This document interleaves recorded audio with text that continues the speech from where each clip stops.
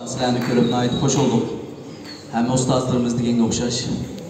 Endi o'qishning hammasi sinflar emas, mana shunga o'xshash kollektiv o'rinlarda birlikda namoz o'qish, birlikda harakat qilish, adab qoidalarni o'rganish, kollektiv ruhni yetildirish orqali nurg'un ilmga erisha olamiz.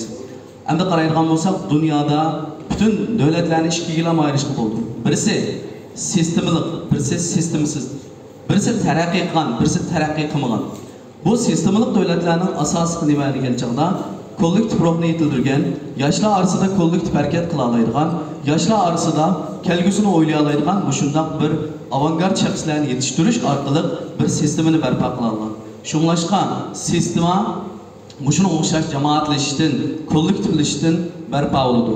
Mana qarab boqadigan bo'lsak, Turkiya Cumhuriyetining İçki İşler Ministerliği, Taşqi İşler Ministerliği, Səhiyyə Ministerliği ve başka ministerlikler o'xshash Gençlik ve Spor Bakanlığı degan şu Yaşlar ve Tantarbiya Ministerliği degan gap, İçki İşler ve Taşqi İşler Ministerliği o'xshash davlatninki asos ul aslahalarining birisi bo'lg'achqa, mana shunga o'xshash yoshlarninki mushundaq bir kollektiv ruh orqali yetishgandilar, undan keyin bir qudratli davlatni barpo qila oladiganlik uchun bu shu ministerliklarninki orasida yaralashib bu nihoyatda pek muhim bo'lgan bir ishni ifodalab beradi.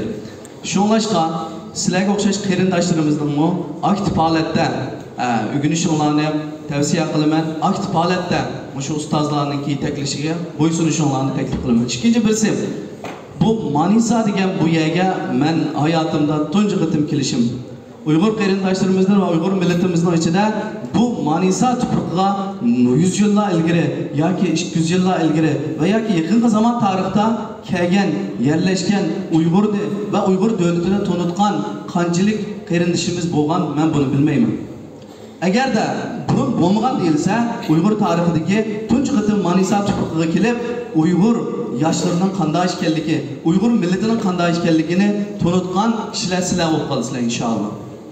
Shunlashqa ikkinchi bir sizlarga qilgan tavsiya, mana shu organlarda har vaqt sizlar faoliyat qilgan chog'da o'zingizning oilasidagi uskun aslalarni qanday ayirgan bo'lsanglar, asirgan bo'lsanglar, shunda asirishinglarni mushadiki kollektiv qarindoshlarimizninki, yetakchilarimizningki sizlarni boshqarishga bo'lgan yetaklashiga aktiv bo'ysunishinglarni, atrofdagi shu turk qarindoshlarga nisbatan Uyg'urning qanday bir millat ekanligini o'zingizlarning axloqi bilan bir to'nitib qo'yishinglarni tavsiya qilaman.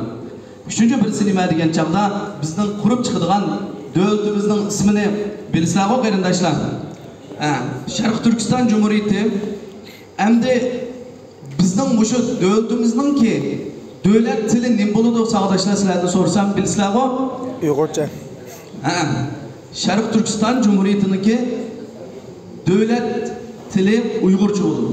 Endi bir davlatning-ki nurg'un asos ul aslahalari yadroliq ideyasi bo'lgan bo'lsa, bir davlatning-ki tili ve devlet tili şu devletninki ul aslahalari ve yadroliq energiyasi hisoblanadi, ideyasi hisoblanadi deyilgan. Shunlashqa dunyoda hozirgacha bu oraliqda prezidentlik saylovga qatnashadigan shu rais nomzodlarning hammasi shu davlatning davlat tili imtihonidan o'tishi kerak ekan va undan boshqa ravon shu davlatning tilida so'zlaydigan bo'lishi kerak ekan. Chunki uniki rais bo'lib saylangandan keyin nima ish qila oladiganligini faqat uni ravon so'zlaydigan uyg'urcha orqali tushuna oladi, boshqa tili bilan tushuna oladi.